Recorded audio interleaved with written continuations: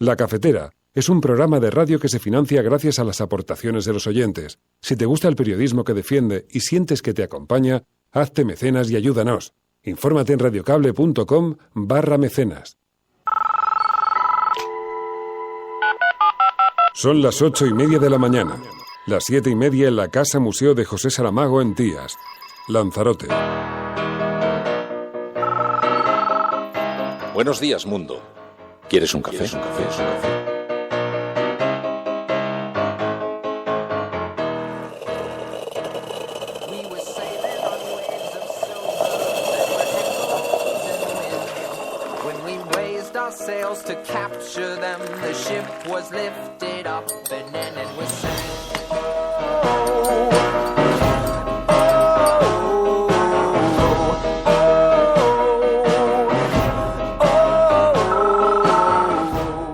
La Cafetera.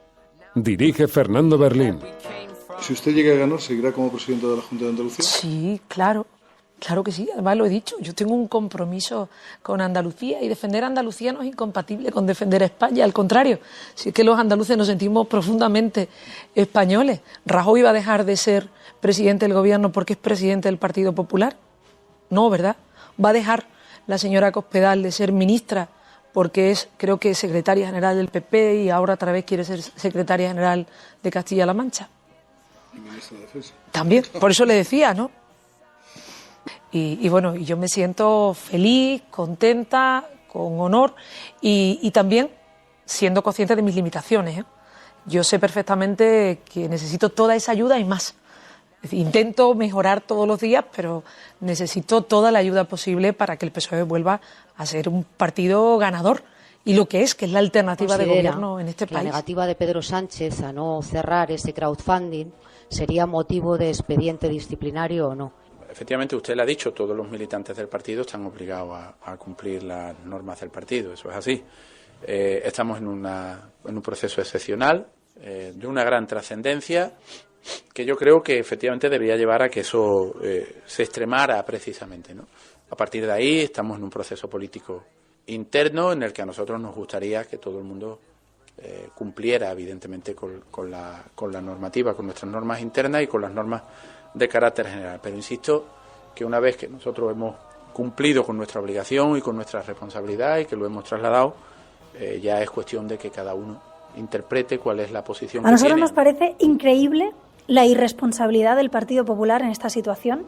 Nos parece increíble, y les voy a decir coloquialmente, la que está liando el Partido Popular en Murcia por tapar los casos de corrupción. ¿Qué sabrá el señor Pedro Antonio Sánchez para que incluso el señor Rajoy se dedique a darle protección en vez de a pedir que se vaya, como está haciendo, por cierto, el expresidente de la Comunidad de Murcia del propio Partido Popular? Parece gravísimo que mientras a nuestros guardias civiles se les niega la posibilidad de tener chalecos antibalas adecuados, pues bueno, se esté financiando de manera presuntamente irregular el piso y la reforma de este señor, y por eso hemos pedido la comparecencia del ministro Zoido, porque esto es enormemente grave, y si se prueban todos los elementos que aparecieron ayer en medios de comunicación, pues a lo mejor este señor y el propio señor Zoido pues tienen que asumir su responsabilidad y eventualmente dimitir.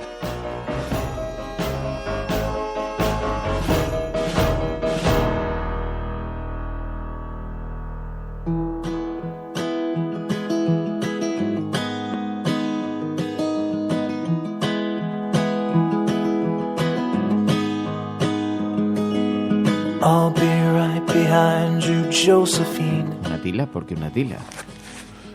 Ahora te pones los cascos. Te he cazado. ¿Sabes qué? Eso... No sé por qué se oye mal mi micrófono. Es bien, bueno, es igual. Que eso me lo hace Ferreras cuando me ve despistado en el programa el tío. Y entonces, ¿me oís mal?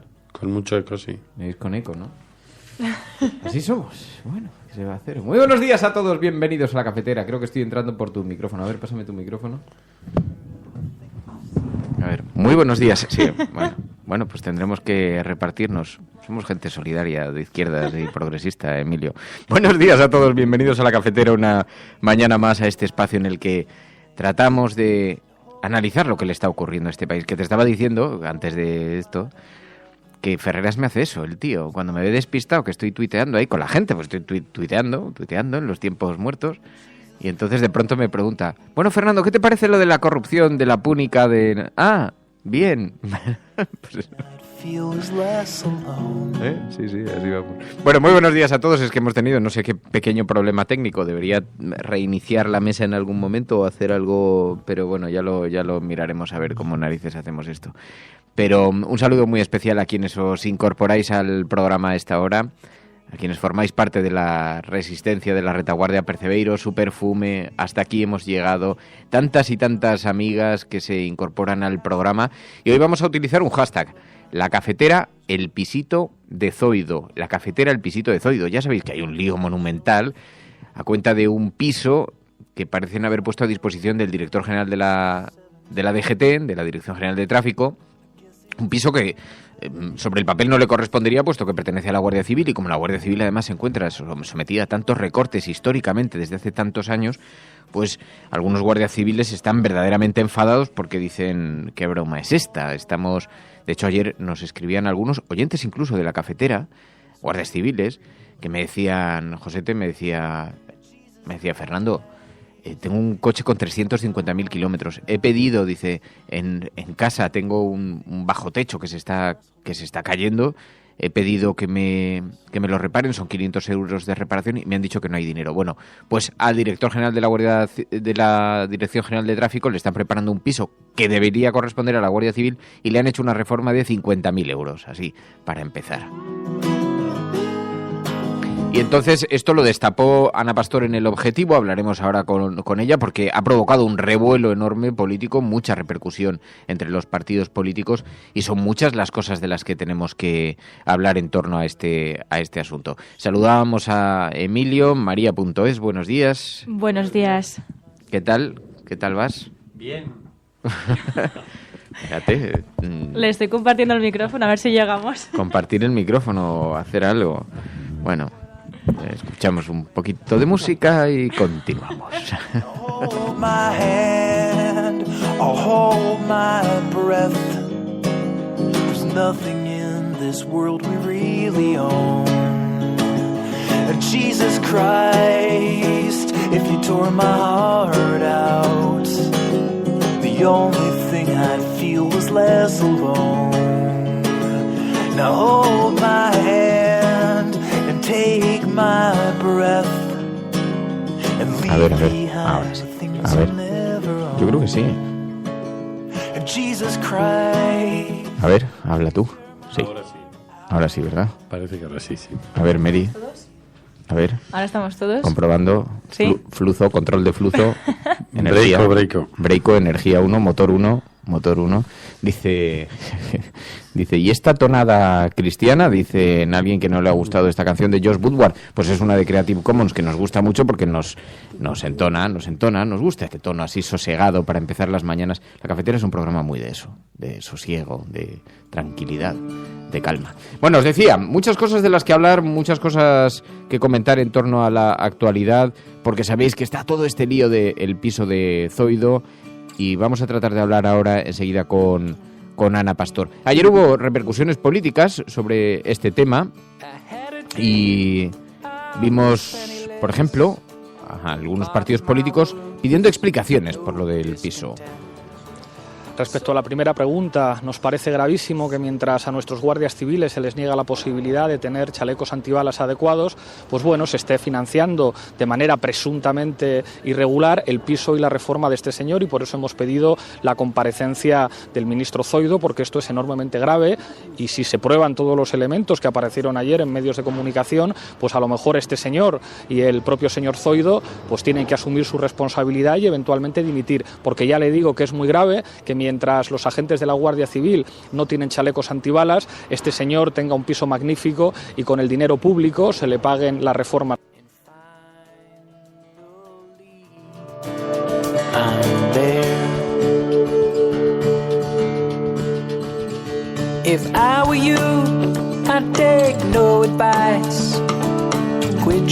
Ana Pastor, muy buenos días. Buenos días, Fernando. Bueno, es que el lío ha sido absolutamente monumental. ¿Cómo llegáis vosotros a esta historia?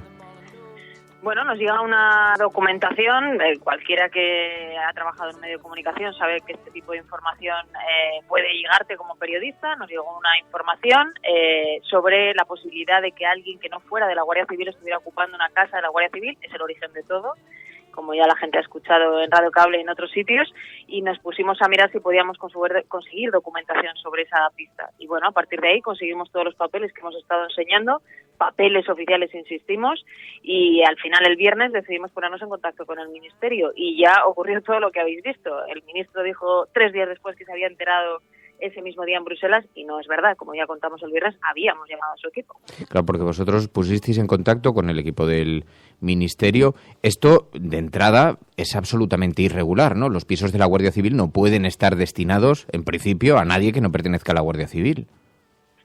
Claro, es bastante llamativo porque hay una normativa que es muy clara y todo el lío se habría solucionado si el primer día, el viernes, cuando tienen nuestra llamada, nos hubieran dicho, oye, efectivamente es un error. Obviamente habrían recibido críticas, pero en fin, habrían podido solventarlo de otra manera. Lejos de eso, lo que ocurrió el viernes a las 11 de la mañana cuando recibieron la primera llamada el equipo de la DGT fue decirnos que Gregorio Serrano no estaba. Cuando volvimos a llamar 1 hora más tarde nos dijeron que tampoco, y cuando volvimos a llamar 6 horas más tarde que no le localizaban. Claro, hay que tener en cuenta que es el director general de tráfico cuando comienza un fin de semana con alertas en las carreteras por el tiempo y que no está localizable, y a la vez están tuiteando, suponemos que no él, pero sí desde su cuenta, por un acto que tenía en Jaén. Nos llegaron a decir que estaba en un avión y que por eso no estaba localizable. En fin, hicimos muchas preguntas, no solo sobre la casa, sino, por ejemplo, sobre el hotel. Si estaba en un hotel ahora mismo, porque sabíamos que esa casa ahora mismo estaba siendo reformada, pues quién lo estaba pagando. Y la verdad es que todas las respuestas eran bastante surrealistas, y la traca final fue ayer con esa rueda de prensa que pudimos ver en La Sexta, en la que prácticamente vino a culpar a la Guardia Civil de que su nombre apareciera en los papeles. Sí, ha sido insólito, pero no hay atisbo tampoco de asunción de responsabilidad, ¿no? Y por otra parte, Ana, a mí hay una cosa que me parece muy inquietante. Este hombre de la DGT ha estado escondido durante 3 días sin dar explicaciones. Nos estamos acostumbrando a una suerte de desaparición por incomparecencia. Esto es una cosa increíble. Absolutamente. Como yo insisto en lo del viernes, porque es que estamos hoy a martes y desde el viernes tenían toda la información que nosotros, a través de nuestras preguntas, podían tener lógicamente, y no quisieron dar la cara. El ministro el domingo por la noche, cuando nosotros estábamos contando en directo para toda la gente la información, se marchó a Bruselas sabiendo lo que había. Nosotros les dijimos que teníamos papeles que avalaban toda la información, y el lunes se hizo el sorprendido. Es muy curioso, como dices, que él no haya dado la cara en 3 o 4 días, y es muy curioso que por una cosa así haya tenido que salir el ministro, el secretario de Estado, y él haya estado escondido. Y la rueda de prensa ayer fue absolutamente delirante. Cuando hablamos, por ejemplo, de la obra y en ese comunicado que hace la dirección de la Guardia Civil, hay que recordar que hay una cosa que es la dirección de la Guardia Civil, que por cierto es una dirección política, y no el cuerpo. En ese comunicado se dice que bueno, que nunca llegó a ocurrir, que esa permuta, en fin, yo creo que una manera de liar a la gente para no decir que efectivamente eso se pidió. Hay un documento que ellos nos entregan el fin de semana, como respuesta nos dicen, sí, es verdad que como la Guardia Civil quería ocupar unas dependencias de tráfico, pues nosotros queríamos también algo a cambio, una permuta. Y tenemos un papel en el que él mismo, firmado por él, pide una vivienda de la Guardia Civil. Luego, no entiendo muy bien que niegue todo este asunto, al margen de lo de la obra. Que ahora se esté diciendo que esa obra era para poner en circulación para la Guardia Civil una vivienda, una reforma de 50.000 euros a la que no tiene acceso la gente, las familias de la Guardia Civil. Hombre, a mí me parece que no es tener muy en cuenta un cuerpo tan importante como es la Guardia Civil y a sus miembros. ¿Qué os dicen ellos? ¿Qué os dicen los guardias civiles? Porque el enfado es manifiesto. Nosotros estamos viendo algunos mensajes que llegan aquí, no quiero suponer lo que os estará llegando a vosotros. Sí, están absolutamente enfadados. Claro, tú piensas que hay muchas familias que tienen que hacer reformas, en las viviendas se les deniegan en casas que están bastante mal y se les deniega por falta de presupuesto, y se han encontrado con esta reforma en la que piden tarima de roble o un váter calidad alta, de gama alta lo llaman, ¿no? Bueno, hay casos, por ejemplo, de familias que tienen dependientes a su cargo, niños o mayores, a los que se les ha denegado, por ejemplo, la solicitud de una rampa, ¿no? Para poder acceder a esa vivienda, o bien por falta de dinero, por imposibilidad de hacerlo ahora, reformas de ese tipo. Finalmente las familias lo hacen ellos pagándolo ellos. Esta casa no la están pagando Gregorio Serrano, la estamos pagando todos. Y por cierto, he visto en algún medio de comunicación, creo recordar que era el diario El País, que decían que fuentes de la Guardia Civil decían que la obra se paró hace 2 semanas. No es verdad. quien en la dirección de la Guardia Civil esté diciendo eso miente, porque la obra no se ha parado. Estuvimos el viernes en la casa y ahí había una obra. Nosotros sabemos perfectamente qué casa es y cuál es la dirección. Dice David Quirós ahora en Twitter, dice, levantarse todos los días con un escándalo de corrupción. Vivimos un país donde la impunidad crece sin que nadie dé explicaciones. ¿Es habitual que os lleguen este tipo de informaciones, Ana? Pues sí, la verdad es que vivimos, como dices, en un país, mira, me pillas en Francia ahora mismo, y ahora estaba comentando con alguien, estamos preparando una cosa de cara a las elecciones y ahora me decía alguien, bueno, al final no somos tan diferentes, pensad que aquí en Francia tenían el escándalo Fillon y no le ha tumbado como candidato el tema y ahí sigue, ¿no? Está participando de los debates y por supuesto la campaña y es candidato. Bueno, nos llegan a todos escándalos. Yo creo que lo importante no es que te llegue solo, sino que lo tengas documentado. Lo tenemos documentado, hay papeles oficiales de la Guardia Civil. El propio Gregorio Serrano nos hace llegar un papel en el que él pide una vivienda a la Guardia Civil. Entonces, ¿de qué estamos hablando? Al margen de que ayer en la rueda de prensa se le preguntó por parte de La Sexta, Gloria Mena varias veces le preguntó dónde estaba viviendo y quién pagaba ese hotel, y dijo una cosa y la contraria. A mí me pareció surrealista. Yo creo que se hizo ayer un en diferido, que ya se ha hecho común en España cuando uno da explicaciones surrealistas, y bueno, era una reforma y un piso en diferido. ¿Qué consecuencias puede tener esto? ¿Sabes? ¿Tenéis alguna idea? Ayer Cristina Pardo contó en La Sexta que le constaba por fuentes del PP que a Rajoy no le había gustado el tema, que había exigido explicaciones y hay que recordar que mañana Podemos, ya lo anunció el domingo Pablo Iglesias durante el Objetivo, y también el Partido Socialista, Antonio Hernando, van a preguntar al Gobierno, al ministro, por este tema. Yo creo que no se va a quedar aquí. Si Gregorio Serrano ha mentido, le ha mentido a alguien, y sobre todo si esto ha ocurrido con digamos, el conocimiento de otros cargos de Interior. Hay que recordar que Zoido se trae a varias personas de Andalucía, entre otros a Gregorio Serrano. Gregorio Serrano ocupa un puesto que por primera vez en 20 años ocupa a alguien que no tiene nada que ver con la DGT. La primera vez en 20 años. Su mérito en este caso había sido trabajar con Zoido en el Ayuntamiento de Sevilla. Si luego está capacitado o no, evidentemente tendrá que demostrarlo en el cargo, pero en esta primera crisis o escándalo que ha tenido ya ha demostrado que sus explicaciones son muy, muy extrañas. Así que mañana, en la mañana de la sesión de control, y que contaremos también, lógicamente, en La Sexta, en El Rojo Vivo, va a tener que dar muchas explicaciones el Gobierno aún. Sí, claro, pero la clave es esta. Este señor era amigo de Zoido, trabajaron juntos, se lo ha traído a Madrid a dirigir ni más ni menos que la DGT, con piso, un pisazo al que le han hecho una reforma, un pisazo que correspondería a la Guardia Civil, y luego además están culpando a la Guardia Civil de que pongan tu nombre. Es una cosa insólita. Absolutamente, y sobre todo ellos saben que en la Guardia Civil la gente está muy enfadada, lo saben perfectamente. Luego, ayer cuando lo insinuó, La Sexta le preguntó en la rueda de prensa si estaba echando la culpa, y no lo negó. Dijo que bueno, que él no sabía por qué aparecía su nombre en el papel. Hombre, por favor, él nos ha dado un papel en el que pone que pide un piso a la Guardia Civil como una permuta. ¿Qué es eso de cómo la Guardia Civil está ocupando unas instalaciones de tráfico? Porque la Guardia Civil, lógicamente, tiene, ya sabéis, agrupaciones de tráfico. Tú a cambio pides una casa.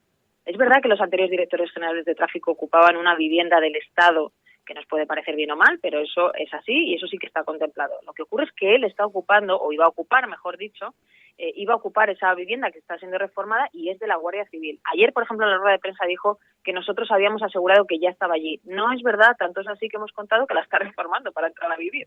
No sé, habéis sacado los papeles hasta con el precio ese de la taza del váter, que es una cosa absolutamente vergonzosa, eso sí, muy exquisito en la elección. Una taza de váter de alto standing. Cuando te lo pagan los demás, probablemente, como decíamos el otro día, tu buen gusto incluso aumenta, ¿no? Pero sí, sobre todo, a mí lo que me parece indignante, obviamente, primero es la mentira, ¿no? Intentar hacernos trampas a los ciudadanos. Y segundo, me parece que si tú estás defendiendo a una institución como la Guardia Civil, y él ayer dijo que por supuesto los tienen en alta estima, pues hombre, piensa en las familias que no pueden hacer reformas muy necesarias. Hay muchos cuarteles que están en mal estado, se les niega la obra por falta de presupuesto y a la vez conocemos que se está gastando 50.000 euros en una reforma que también ayer, por cierto, dijo algo curioso. La nota de la Guardia Civil decía, de la dirección, insisto, de la Guardia Civil, decía que era una reforma porque esa casa estaba en mal estado. Hombre, yo no conozco a nadie que por una reforma en mal estado amplíe el salón, cambie un aseo por un baño. O sea, cuando una vivienda está en mal estado, lo que haces es cambiar pues las cañerías, el sistema eléctrico, pero no cambias las habitaciones, tiras tabiques, amplías el salón, pones sanitarios, como te has dicho, tarima de roble, en fin, eso no es mejorar una vivienda que hay que hacer algún apaño, no, son 50.000 euros y eso es dinero público, ahí lo pone bien claro. ¿Dónde estás, Ana? ¿Estás en Francia para el programa del fin de semana? No, este fin de semana todavía tenemos que contar cosas de España. No, estamos rodando de cara a las elecciones algunas entrevistas y bueno, como sabéis, el 23 de abril es la primera vuelta y el 7 de mayo la segunda, donde se decidirá definitivamente si Le Pen es la presidenta de este país. Y bueno, estamos preguntando acerca de ella y acerca de un país en el que si algo cambia va a cambiar la Unión Europea. Desde luego que nos afecta mucho a todos lo que va a pasar aquí. Pues Ana Pastor, muchísimas gracias, Ana, por atender esta llamada como siempre y felicidades por esa exclusiva. Cuídate, Ana. Muchísimas gracias, Fernando, a vosotros y un saludo a todos los cafeteros. Adiós.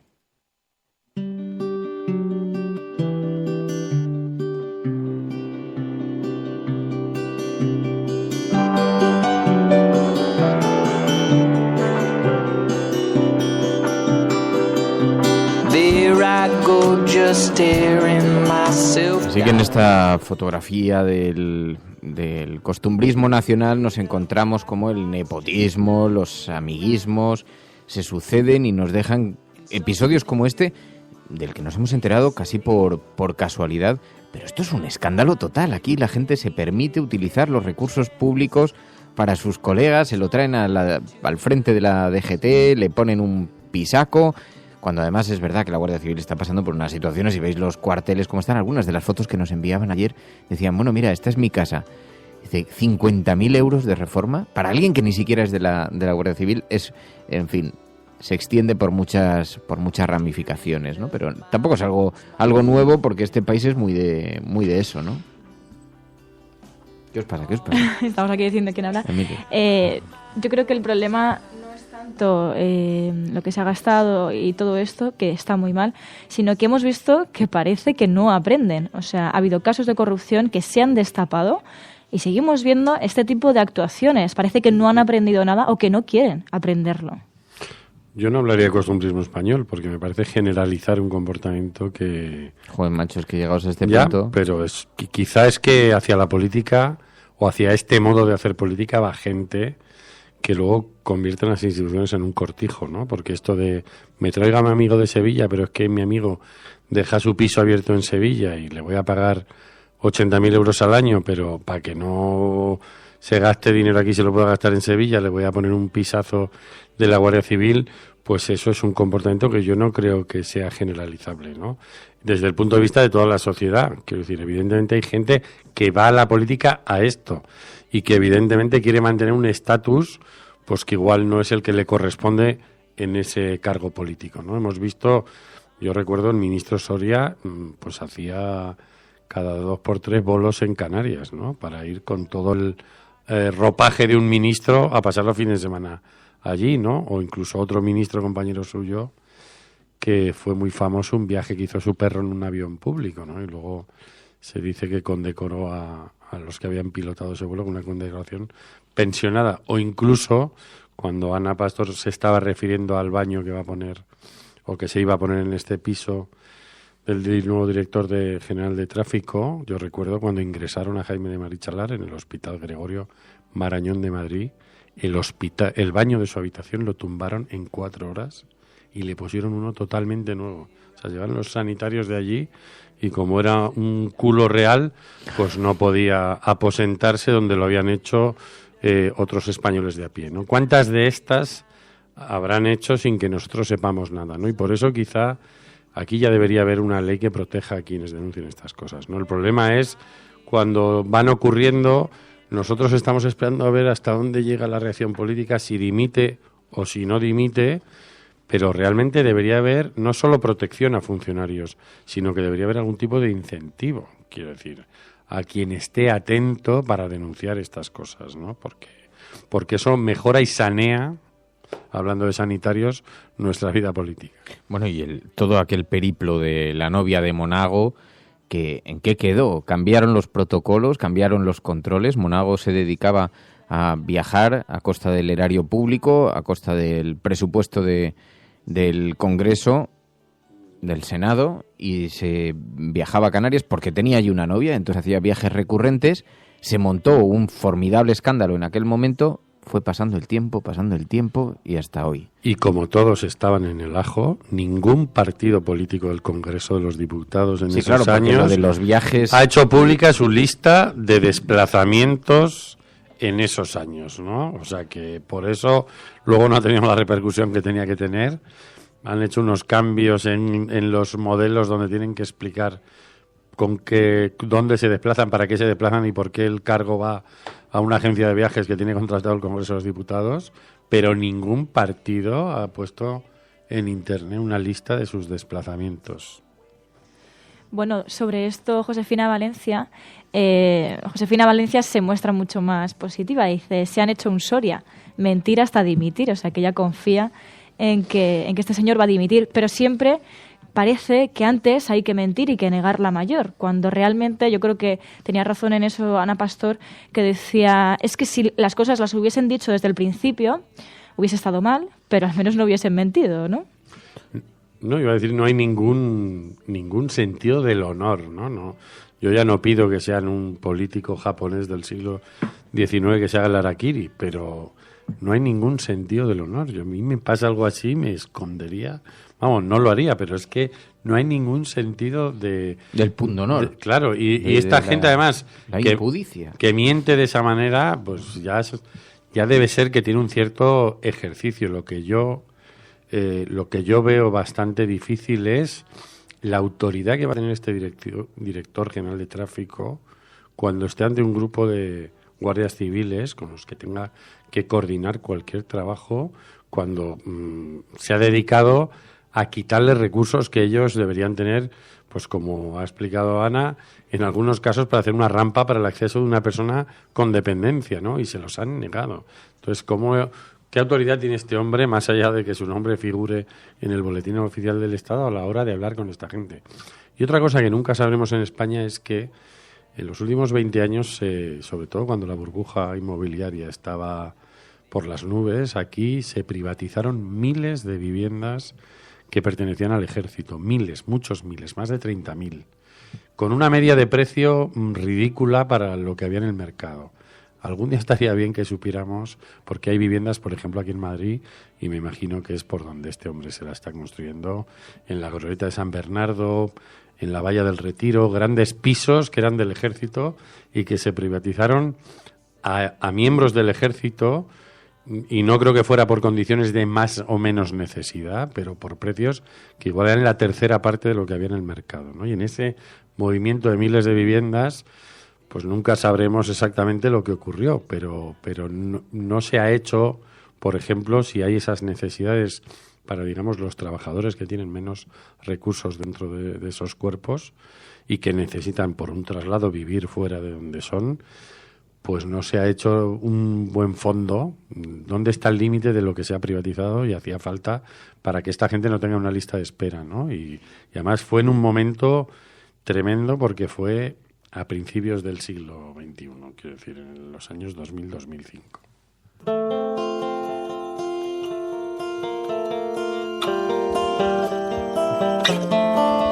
Además, todo esto viene acompañado del anuncio de María Dolores con esa cesión a las exigencias de Donald Trump cuando nos piden que subamos el presupuesto en defensa, pero claro, en defensa ¿para qué? No para mejorar las condiciones de la tropa, de los soldados, de tal, sino para juegos de guerra, para armas de I+D, para inversiones fuera, y mientras tanto los soldados, en fin, lo vamos viendo. Y vamos a subir del 0,94% del PIB al 2%. Es la mayor subida que se ha producido en este país del presupuesto destinado a defensa desde la transición, ¿no? Es una cosa tan escandalosa, pero que, claro, que confluye necesariamente con esto cuando vemos la precariedad en la que están los militares, ¿no? Cuando debatimos sobre esto, que están en una situación muy parecida también a lo que le ocurre a la Guardia Civil. Bueno, cuando aquí hablamos de los pisos y de la lista de espera de los guardias civiles, pero en algunos cuarteles de este país se han estado haciendo pruebas o prácticas de tiro con munición que estaba en muy mal estado y que provenía, yo conozco algún caso, de lo que se retiró de Marruecos en tiempos de la Marcha Verde, o sea, de 40 años, ¿no? Entonces, ¿tú estás seguro de que Cospedal no ha ido a Trump a obligarle a limpiar palomares, que ayer en el intermedio echaron un reportaje sobre el deber que tiene el gobierno de Estados Unidos de limpiar todavía, de descontaminar palomares, y no crees que Cospedal fuera eso, ¿no? Sí, la vi exigente en la demanda, sí, se la notaba.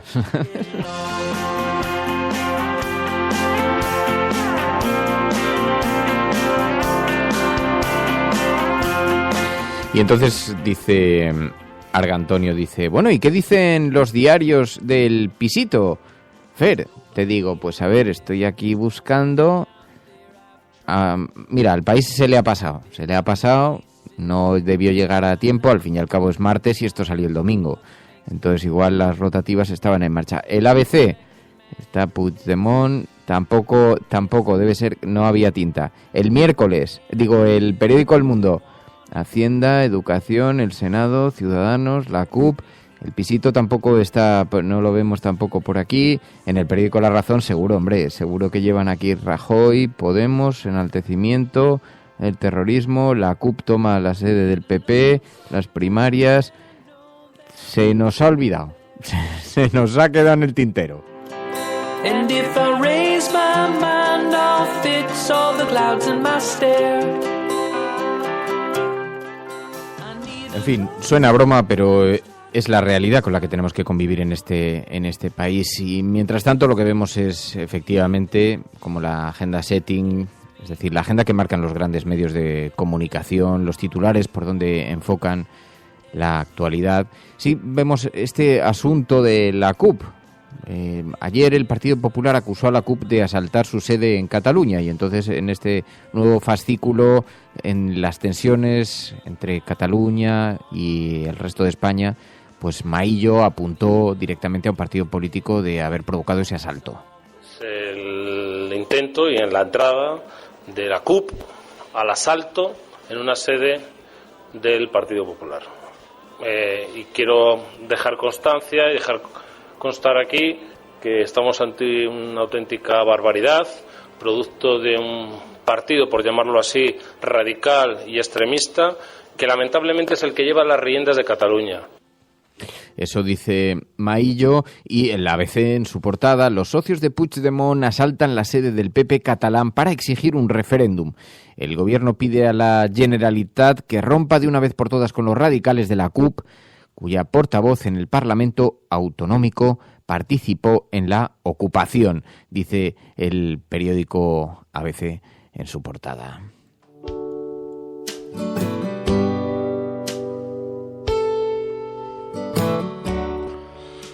Bueno, toda esta ocupación tiene que ver con los días que está pasando Mariano Rajoy en Cataluña, con la clausura del Congreso del PP catalán, que se celebró este pasado fin de semana, y con las actividades que tiene Rajoy en el día de hoy allí, y en el que va a anunciar, bueno, pues grandes inversiones, ¿no? En el tren de cercanías, por ejemplo, que siempre ha sido una cosa muy conflictiva en la relación del Estado con el gobierno catalán.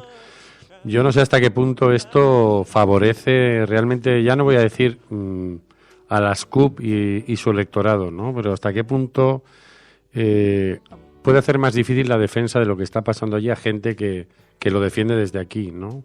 Digo, este tipo de actuaciones que realmente igual no tienen una consecuencia grave, ¿no? Y hasta qué punto es una sobreactuación, por ejemplo, cuando la CUP está apoyando un presupuesto que, por ejemplo, da dinero a los colegios concertados que separan a niños y a niñas, ¿no? Entonces, a mí dentro de todo eso me plantea el dónde están los límites de lo ético, ¿no? Pero en cualquier caso creo que esto hacia adentro puede ser un gran beneficio, pero también hay que contar con los apoyos que tiene su causa fuera de Cataluña, ¿no? Porque eso es muy importante a la hora de generar presión política o simpatía de cara a ese referéndum, que en la pancarta que lucían a la entrada de la sede del Partido Popular decía referéndum sí o sí, ¿no? Pero yo creo que en el fondo, más allá de esas portadas, también hay un trabajo por hacer con gente que mira con cierta simpatía ese proceso, y no sé hasta qué punto estas cosas lo que hacen es distanciarla. También es portada en el periódico El Mundo, dice El Mundo: la CUP asalta la sede del PP de Cataluña, un grupo irrumpe en el edificio y llena la fachada de pintadas y carteles en presencia de Ana Gabriel y la imagen pues es un grupo de militantes de la CUP con camisetas de color rosa frente a la sede del Partido Popular con una pancarta que, como dice Emilio, donde figuran las palabras referéndum, sí o sí, la autodeterminación no es negociable, dice el periódico El Mundo. A mí lo que me sorprendió más de la declaración de Maillo es que, bueno, él habla del asalto, pero sobre todo luego recurre, digamos, al rédito político. Me explico. Él dijo, claro, porque además este es el partido que está sosteniendo aquí en Cataluña el independentismo. O sea, lo llevó al panorama político de que la CUP no tenía que estar en la esfera política catalana, ¿no? Y eso fue lo que sobre todo me sorprendió, ¿no? De hablar de la política y no tanto a lo mejor de lo que para él había sido un asalto, que es lo que estaba criticando, se suponía, ¿no? Train rumbles by, street light is shining, baby cry. Bueno, y mientras tanto sigue también el lío en torno al proceso que vive el Partido Socialista, estas primarias que se han precipitado al próximo 1 de abril. ¿Y 1 de abril? Se ha adelantado la fecha en la que se iba a tomar la decisión. Parece que van a ser el 21 de mayo, pero es algo que tiene que aclararse en su próxima reunión, en la próxima reunión de la gestora. Hoy le pasan revista, creo, a los que llevan la campaña crowdfunding de Pedro Sánchez. Sí, en efecto. Y entonces ahí está el debate, que además lo preguntó Esther Palomera ayer, le preguntó a Mario Jiménez sobre el crowdfunding de Pedro Sánchez. Sabéis que está reuniendo dinero a través de donaciones de particulares, de simpatizantes, y entonces la gestora pues quiere impedir esta forma de recaudación económica. Considera que la negativa de Pedro Sánchez a no cerrar ese crowdfunding sería motivo de expediente disciplinario o no. Efectivamente, usted le ha dicho, todos los militantes del partido están obligados a cumplir las normas del partido, eso es así. Estamos en un proceso excepcional, de una gran trascendencia, que yo creo que efectivamente debería llevar a que eso se extremara precisamente, ¿no? A partir de ahí estamos en un proceso político interno en el que a nosotros nos gustaría que todo el mundo cumpliera evidentemente con la normativa, con nuestras normas internas y con las normas de carácter general. Pero insisto que una vez que nosotros hemos cumplido con nuestra obligación y con nuestra responsabilidad y que lo hemos trasladado, ya es cuestión de que cada uno interprete cuál es la posición que tiene ante lo. Got to try. There's nothing left to try. Got to love. Ayer la gestora del Partido Socialista tuvo que dar muchas explicaciones, entre otras cosas porque está por ver todavía cómo van a resolver el asunto de Murcia, que sigue bloqueado. Ayer terminaba el ultimátum que había lanzado Ciudadanos para que dimitiera el presidente, el ultimátum más largo de la historia. Eso iba a decir, porque llevan casi 2 meses de ultimátum, ¿no? Y es muy curioso, hay una cosa muy curiosa en unas declaraciones que hizo ayer Inés Arrimadas, ¿no? Y lo hizo antes el líder de Ciudadanos en Murcia, de que iba a pedir permiso a Madrid a ver si le autorizaban a ese proceso. Pero entonces yo me pregunto, ese acuerdo que firmaron con el Partido Popular y que dice claramente que en caso de imputación se va el apoyo a ese presidente, si se firma, porque hay que pedir permiso para que se aplique, ¿no? Debería ser algo, digamos, un mecanismo automático. Esta es la condición que nosotros hemos firmado y por la que a la ciudadanía le justificamos que hemos acordado que el PP siga gobernando en Murcia, y eso no debería ser una cuestión de llamar a Madrid para pedir permiso, ¿no? Que además eso suena bastante antiguo, sino que debería ser, ya que es un acuerdo y es un acuerdo firme. ¿Qué pasa? ¿Que si Madrid no diera permiso no se cumpliría, no se llevaría a cabo el acuerdo? ¿Y habrían firmado algo en papel mojado? Yo tengo la duda, seguramente me equivoque, pero sí que os iba a preguntar eso. Si esto tendrá que ver con, digamos, la consulta en Madrid, con los presupuestos que se vayan a aprobar o no. Es decir, si necesitan ese permiso, digamos, para que el gobierno consiga sus presupuestos. Ahí Inés Arrimadas ayer intentó mostrar una imagen dura con la moción de censura, esas palabras a las que se refería Emilio. Y hemos decidido dar luz verde a una propuesta que nos han trasladado nuestros compañeros de Murcia para seguir impulsando y dando apoyo a una moción de censura en Murcia, siempre y cuando sea para dar la voz a los murcianos y para dejar que sean los ciudadanos de Murcia los que elijan un nuevo presidente y un nuevo gobierno. A nosotros nos parece increíble la irresponsabilidad del Partido Popular en esta situación. Nos parece increíble, y les voy a decir coloquialmente, la que está liando el Partido Popular en Murcia por tapar los casos de corrupción. ¿Qué sabrá el señor Pedro Antonio Sánchez para que incluso el señor Rajoy se dedique a darle protección en vez de a pedir que se vaya, como está haciendo, por cierto, el expresidente de la Comunidad de Murcia del propio Partido Popular? Bueno, la que está liando el Partido Popular, pues la verdad es que ha tenido un poquito de ayuda de Ciudadanos, ¿no? Porque si quizá no estuvieran en el gobierno, no estarían tapando toda la información que hayan podido tapar, ¿no? Que esa es una de las cuestiones, digamos, a analizar de los apoyos que ha dado no solo en Murcia, sino en comunidades como Andalucía o Madrid, que tienen, bueno, pues sus casos de documentación que esconder, y el hecho de que hayan generado una continuidad en los gobiernos pues ha impedido que levantemos la alfombra y veamos lo que hay debajo, ¿no? Pero en cualquier caso, esta indignación de Inés Arrimadas, donde se tiene que manifestar, es en que no pasen 2 meses para retirar un apoyo a un presidente que está imputado. Y además han tenido la mala suerte de que luego han salido esas grabaciones, que igual, si hubieran salido las grabaciones y ellos ya hubieran roto con el gobierno del Partido Popular en Murcia, pues se podían poner esa medallita, ¿no? Pero ahora mismo está lloviendo sobre mojado y... No sé, aquí el escándalo es que conocemos la imputación desde el día 2 de febrero. Desde el 2 de febrero fue imputado. Es decir, desde el día 2 de febrero, Pedro Antonio Sánchez está mintiendo, porque él dijo que en cuanto fuera imputado dejaba el cargo, y no lo ha hecho. ¿Qué es lo que están esperando? Pues probablemente están esperando, o estaban esperando, una desimputación exprés, que desde luego, de serlo, va a ser de todo menos exprés. Pero en todo caso ya habría incumplido su palabra, porque él dijo que si estaba imputado dimitía.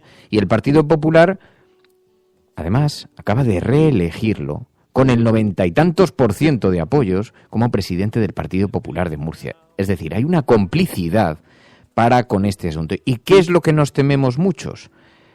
Nos tememos que lo que no quieran es ver caer la carta. Porque a lo mejor si se cae la carta de Murcia, se cae el castillo de naipes. Porque Murcia ha sido la única comunidad autónoma, y no hay más que darse un paseo por las construcciones de allí, por todas las urbanizaciones de alrededor de la costa, para darse cuenta de que algo huele muy mal en Dinamarca. Y el Partido Socialista, mientras tanto, esquivando las respuestas, y el Partido Popular mirando para otro lado, y Ciudadanos diciendo, oiga, que teníamos un acuerdo, pero bueno, vamos a ver, porque tenemos que negociar, porque bla, bla, bla, y la casa sin barrer.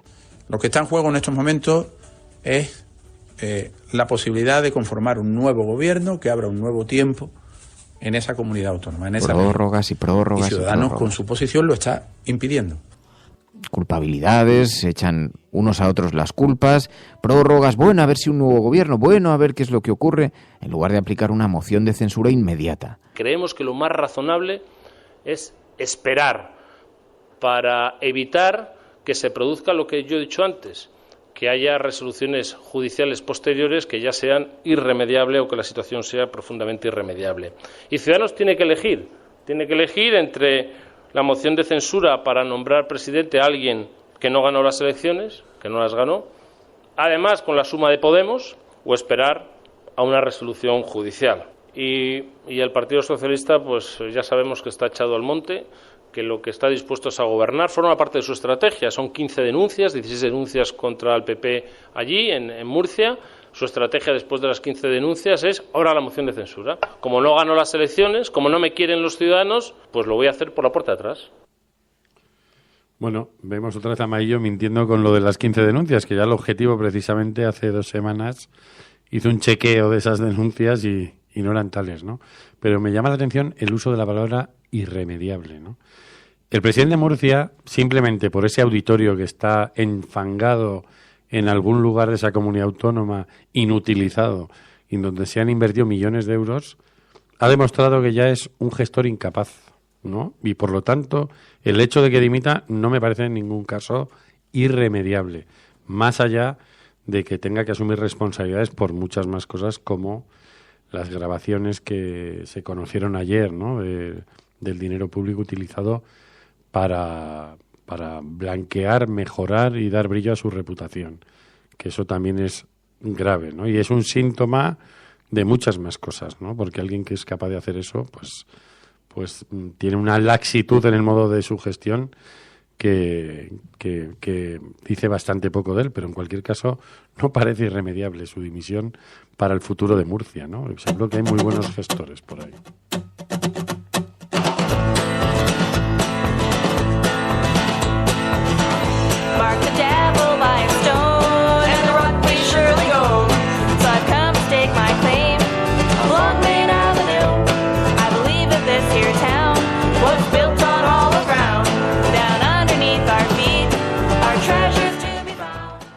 Lo que yo en esto sí que estoy de acuerdo con Mayer en una cosa. Sí, estoy de acuerdo en que Ciudadanos tiene que decidir. Y creo que es una muy buena oportunidad para este partido para que se signifique, ¿no? Yo creo que sobre todo en política lo importante en muchas ocasiones no es ser centralista, sino que tienes que tirar para un lado o por otro, porque si no, no te defines y la gente se pierde contigo. Ciudadanos yo creo que ahora tiene que elegir entre, como ellos abanderaban, ¿no? Cuando hicieron esos pactos, en ese caso con Pedro Sánchez y con Rajoy, ¿no? Ellos hablaban del bien de España, de que España necesitaba un gobierno y de que España pues necesitaba esa estabilidad. Bueno, pues ahora tienen que decidirse en si hay que apostar porque España esté más limpia de presunta corrupción, o bien, aunque eso pues a Ciudadanos electoralmente a lo mejor no le vaya del todo bien, o seguir en su línea para seguir, digamos, manteniendo un gobierno que, bueno, a lo mejor electoralmente ellos creen que les puede aportar algo mejor, pero en ese caso puede que pierdan también muchos votos.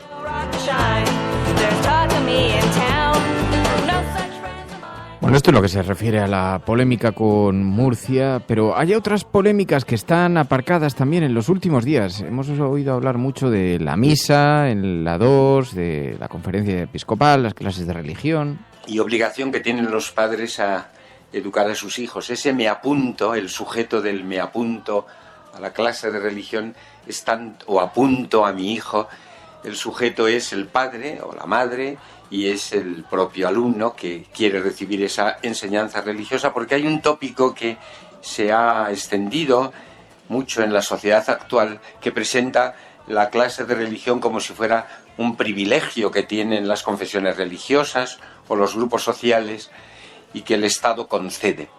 En realidad, la Constitución española es clara en su artículo 27, donde habla de la educación y dice taxativamente que son los padres los que tienen el derecho de educar a sus hijos según sus propias. Apunto a mi hijo, el sujeto es el padre o la madre. Bueno, esto que estabais escuchando es una campaña, ¿no?, que ha iniciado la Iglesia Católica. Es un anuncio de la Conferencia Episcopal porque ha iniciado una campaña para recolectar alumnos en la enseñanza de religión, porque hay una caída brutal de estudiantes que se están apuntando a esa asignatura, y bueno, pues ante esa pérdida de mercado, vamos a decir así, pues ha iniciado esta campaña en la que está planteando además el tema como si hubiera algún tipo de dificultad para que un padre en la educación pública lleve a su hijo a una enseñanza, a tener la asignatura de religión, cuando precisamente es todo lo contrario, ¿no? Sino que constantemente se están dando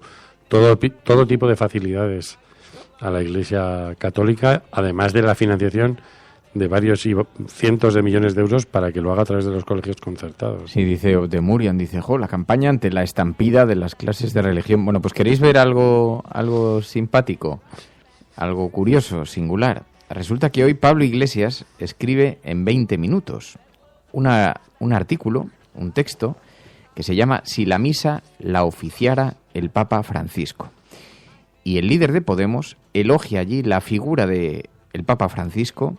Dice, días después de que su partido pidiera retirar la emisión de la misa en la televisión pública, pero dice Pablo Iglesias que el mundo está cambiando, que probablemente no sea casualidad que Francisco sea el primer papa no europeo, y entonces elogia pues la mediación, el desafío a Estados Unidos y a Israel, reconociendo al Estado palestino, el contraste con la política ultraconservadora de sus predecesores. Dice, Francisco se ha atrevido a decir que la economía dominante mata. El Papa además ha izado la bandera del ecologismo político. Dice, debemos recordar además lo que representaron determinados sectores de la Iglesia para los avances democráticos de nuestro país. No debemos olvidar que en España, en contraste con las élites y el Opus Dei, están completamente integrados en las clases dirigentes, pero existieron comunidades de base y experiencias de intervención social católica que también forman parte del mejor patrimonio democrático de nuestra patria, dice Pablo Iglesias, y cree que Francisco es la oportunidad para que lo mejor de la Iglesia católica salga a la luz. Y termina diciendo, tal vez lo importante de verdad es que los católicos y todos los demás podamos ver y escuchar con más frecuencia a Francisco. Dice Pablo Iglesias en 20 minutos elogiando la figura del Papa Francisco. Me imagino que inmediatamente todos los programas que habitualmente le han zumbado con el tema de Venezuela lo harán ahora por hablar bien del responsable de un Estado que no es elegido mediante unas elecciones democráticas. Vamos, no te quepa ninguna duda de que va a haber polémica. Va a haber polémica porque da igual si es porque lo ha elogiado y entonces es una contradicción con lo que sea, con quitar las misas. Si es porque lo ha criticado, porque no, sea la razón que sea. Pero bueno, en todo caso no deja de ser una historia singular, dice Elena Noruega, dice, buen golpe estratégico. Argantonio dice, un papa populista. Sea lo que sea, lo tenéis hoy en las páginas de 20 minutos. Escuchas La Cafetera y si lo estás haciendo, no estás sola.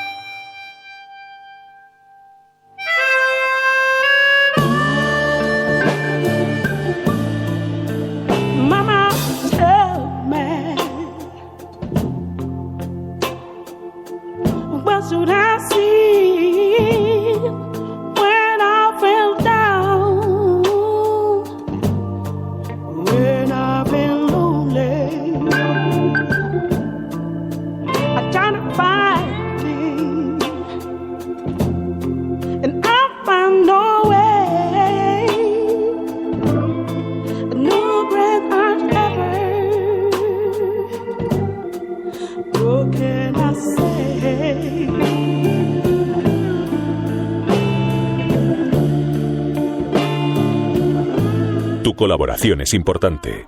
Ayúdanos retuiteando la dirección de este programa. Hagamos que se nos oiga. Hagamos que se nos conozca. Radiocable.com.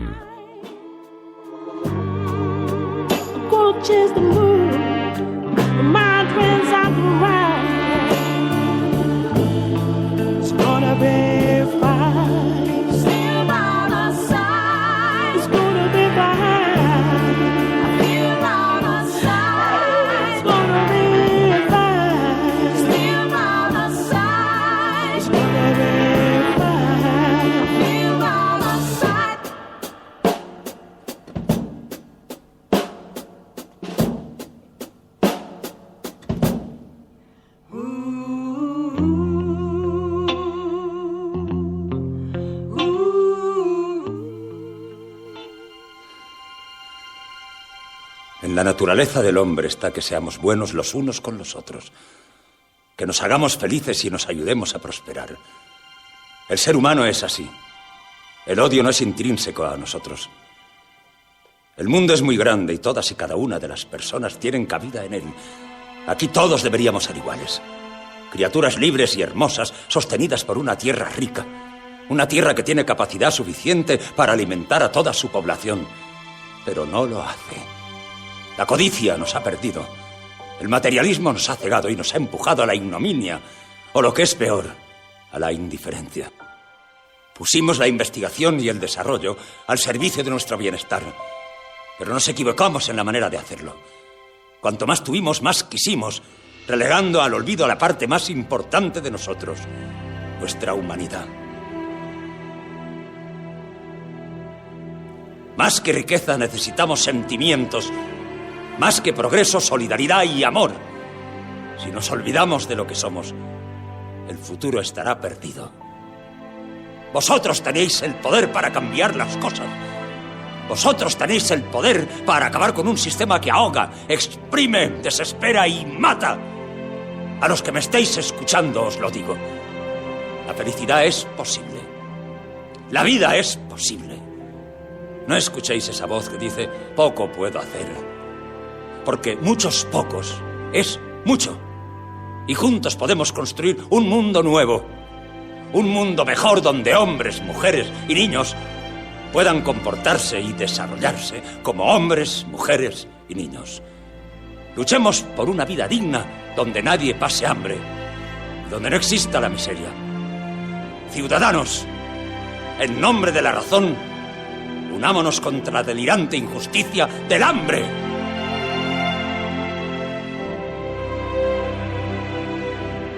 $10.000 niños mueren al día por desnutrición aguda. Hoy el hambre es la gran dictadura, pero juntos podemos derrocarla. Entra en ladictaduradelhambre.org. From this day forward, it's going to be only America first. America first. Hemos hecho historia. El cielo no se toma por consenso, el cielo se toma por asalto. En la confrontación electoral venezolana entre uno... Yes, we can. Yes, we did. Bueno, yo creo en la democracia y por tanto yo creo... No, hombre, no era instructora. No, hombre, no. Es que no tienes ni idea. El enemigo es Daesh, el terrorismo yihadista. Cuando nosotros decimos que vamos a bajar los impuestos todavía más que ahora, tenemos credibilidad. Más allá de la agenda setting, está la agenda de los oyentes de la cafetera. Buenos días, cafetera. Parece lo que les pasa es que no sale el referéndum como ellos quieren. Entonces la lección sería: no hagas un referéndum si no lo vas a ganar. Que es la única salida al problema territorial. La verdad es que no creamos en la democracia. En lo que empezamos a no creer es en las encuestas. Que conozco votantes de Izquierda Unida que estarían dispuestos a votar. Tu colaboración es importante. Ayúdanos retuiteando la dirección de este programa. Hagamos que se nos oiga. Hagamos que se nos conozca. Radiocable.com.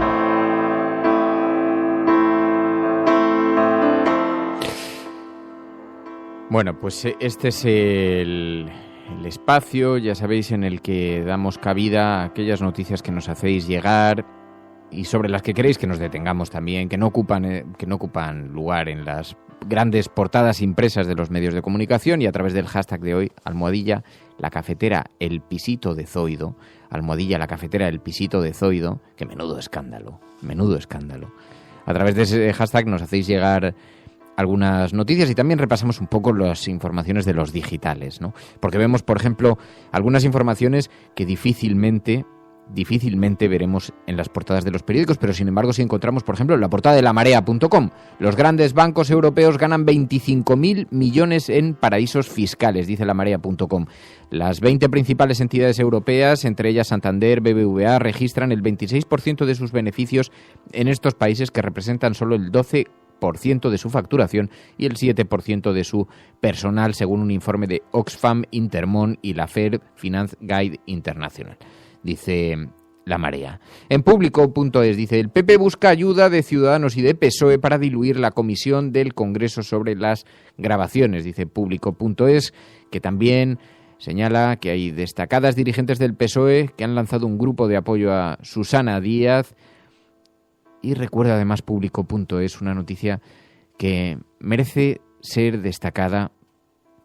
España es el país que más recorta su ayuda al desarrollo desde el inicio de la crisis.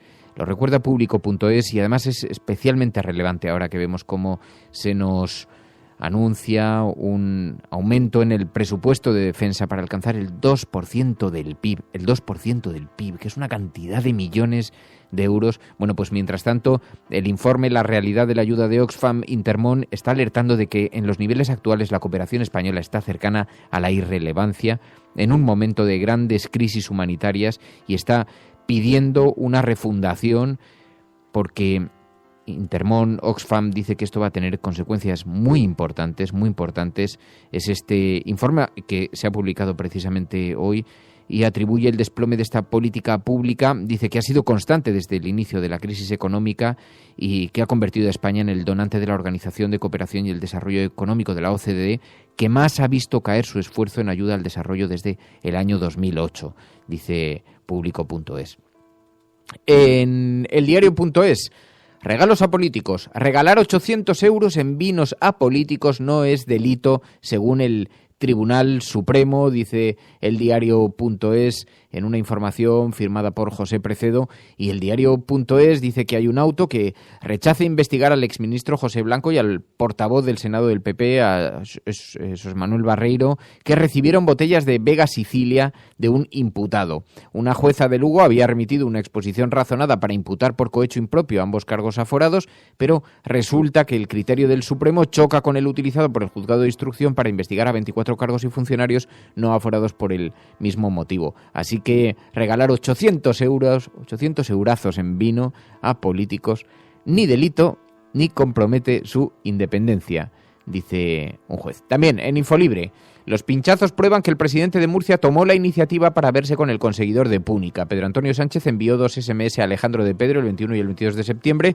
para concertar una cita en Madrid. Bueno, resulta que es que el presidente de Murcia, mientras estaba imputado por el caso Casinos, se encuentra con que le llega de refilón otro caso en el que se ve envuelto. Sabéis que hay un tipo que se llama Pedro Antonio, que se llama de Pedro, Alejandro de Pedro, que se dedicaba a cosas de reputación en Internet, a mejorar la reputación de políticos en Internet, es decir, a hacer campañas de propaganda en la red.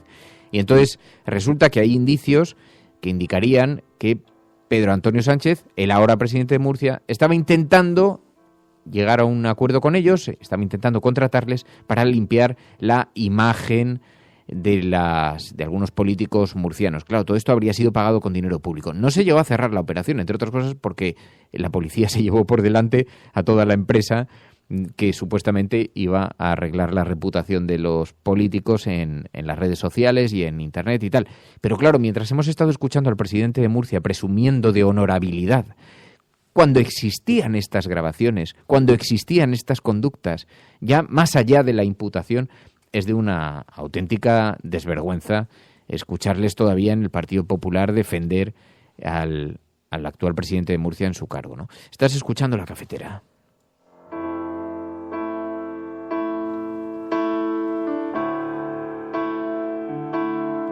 Como digo, hay algunas noticias también que nos vais haciendo llegar y que ha recogido María para comentar aquí. María. Sí, empezamos con una que nos ha enviado Vladimir. Dice, Izquierda Unida denuncia la participación del presidente de Hazte Oír en una rueda de prensa en la Eurocámara. La portavoz de Izquierda Unida en el Parlamento Europeo, Marina Albiol, ha denunciado ante el presidente la presencia hoy del líder de la organización Hazte Oír, Ignacio Arzuaga, en una rueda de prensa en la Eurocámara organizada por un eurodiputado de la Liga Norte. Ha asegurado en un correo electrónico esta diputada que pide a Tajani, al presidente de la Eurocámara, que se posicione y diga si piensa tomar algún tipo de medida para erradicar los discursos de odio. Y nos vamos a una información de Nacho Blanco que nos dice: los consumidores han elegido por 5ª vez a Movistar como la peor empresa del año. Lo cuenta Facua y asegura que en la 8ª edición de estos premios, convocados por Facua Consumidores en Acción, la multinacional española de telecomunicaciones ha recibido el 37% de los votos, y junto a ella estaban nominadas empresas también como Volkswagen, que ha sido la segunda más votada, con el 30% de los votos, BBVA y El Corte Inglés. También nos vamos a otra información que nos ha enviado Alicia en Marea. Dice, la Fiscalía ve indigno, pero no delictivo, el trato a los inmigrantes abandonados en la cochera de una comisaría. La Fiscalía Provincial de Las Palmas considera indigno, pero no delictivo, el trato dispensado por la Policía Nacional y el Servicio Canario de Salud a los inmigrantes que el 7 de febrero de 2016 fueron abandonados durante horas en el garaje de una comisaría del sur de Gran Canaria, tras, aseguran, recibir al naufragio de la patera con la que habían navegado sin alimentos y sin agua potable durante 6 días. Sin embargo, el Ministerio Público pide el archivo de la causa por falta de pruebas para determinar la responsabilidad penal por la, dicen, manifiesta falta de la debida asistencia sanitaria y tratamiento administrativo policial. Otra información que nos habéis pedido que recordemos en todo esto es una que atañe a Susana Díaz, que también ayer pues hacíamos bastante alusión a ella, y es que Susana Díaz evita, lo dice el diario.es, facilitar la cifra de ingresos y gastos de su candidatura. Nos la ha enviado mucha gente como Carmen Quintana, y es que el diario.es asegura que fuentes oficiales de su equipo preguntadas por la cuantía que ha recaudado la presidenta andaluza para financiar su campaña no descartan dar los datos en el futuro, asegura. Sánchez publica un informe en el que recoge las cuantías ingresadas y gastadas, y Patxi López ha recaudado 10.350 euros, de los que ha gastado cerca de 10.000. Y nos vamos a una información que nos ha enviado Letra Escarlata, y es que Estados Unidos ha reconocido un bombardeo de la coalición en el barrio de Mosul, donde han muerto decenas de civiles. Esta información dio bastantes vueltas por la red, y es que el ejército de Estados Unidos finalmente ha reconocido este sábado su implicación en el bombardeo del pasado jueves en Mosul, en el que murieron en torno a 200 civiles, según informaciones de la ONU. El ejército iraquí ha anunciado también este sábado un alto en su ofensiva para recuperar la ciudad debido al elevado número de víctimas civiles. Y también nos envía la información Letra Escarlata, nos recuerda que UNICEF ha alertado de 22 millones de menores en peligro por hambre, sequía y guerra en África y Yemen, y cerca de 1,4 millones están en riesgo inminente de muerte por desnutrición aguda grave este año. Y por eso mismo, UNICEF solicita urgentemente a la comunidad internacional 255 millones de dólares para responder a las necesidades inmediatas de los menores con alimentos, agua, educación, servicios sanitarios y protección. Y terminamos simplemente con un tuit que muchos de vosotros ayer por la noche nos enviasteis, un tuit de Ibai Arvide, que ha estado muchas veces en este programa, que aseguraba que un refugiado sirio de 25 años se ha ahorcado en la terminal de ferries del Pireo con la documentación de su solicitud de asilo en la mano.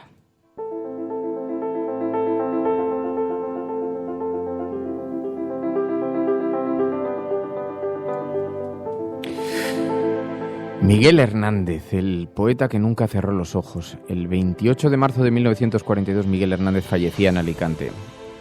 Lo hacía con los ojos abiertos y nadie consiguió cerrárselos. Nos lo dice Alicia en Marea, que nos recuerda este aniversario. Me pasaba, Emilio, una poesía de Miguel Hernández. Me tiraste un limón. No sé por qué te ha dado por el limón. Pero bueno, no voy a frivolizar con esta situación. No lo voy a estropear. El verso del libro El rayo que no cesa. ¿Te has acordado de ese verso? Exactamente. Me tiraste un limón y tan amargo con una mano cálida y tan pura que no menoscabó su arquitectura y probé su amargura sin embargo.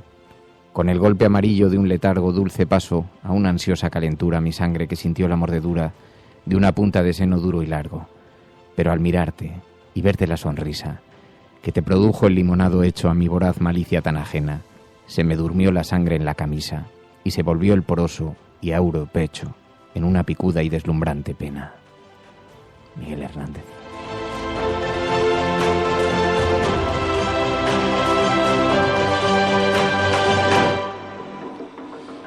Y qué bonito sería vivir en un país donde un gobierno hoy, un día como este, le dedicara un homenaje a un poeta que, pudiendo salir de España durante la guerra, porque se le ofrecieron varias veces, ¿no? Decidió estar luchando en ella hasta el final, ¿no? Y cuando trató de huir a través de Portugal fue devuelto por la policía de Salazar y ahí inició un periplo por varias cárceles españolas que acabó llevándole a Alicante, donde murió de debilidad, de varias enfermedades que se mezclaron, fundamentalmente una tuberculosis. Pero qué bonito sería eso, tener un país donde hoy el gobierno hiciera algún tipo de acto para rendir homenaje a alguien como Miguel Hernández, ¿no? Pero bueno, parece que no estamos en ese lugar y debería ser algo medianamente habitual, ¿no? Para gente que ha hecho tanto por la cultura y una persona además que murió tan joven y que dejó tantas cosas por escribir, ¿no?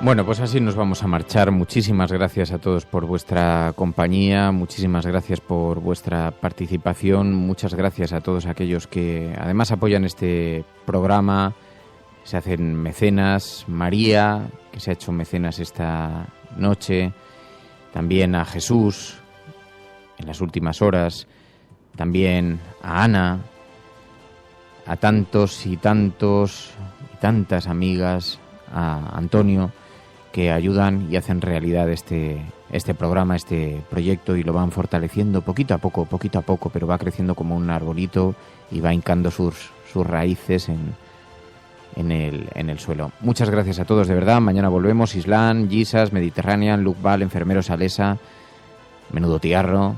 Hoy te voy a perdonar, que estamos sensibles. Cuídate. Un abrazo, Emilio, María, gracias. Un abrazo a todos. Adiós a todos. Cuidaos, pasadlo bien. Que nadie os estropee el día.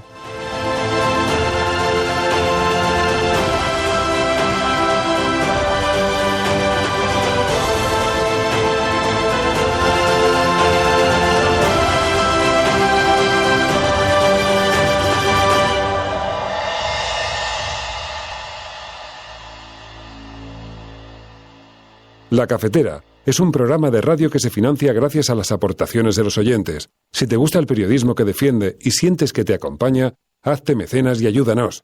Infórmate en radiocable.com/mecenas.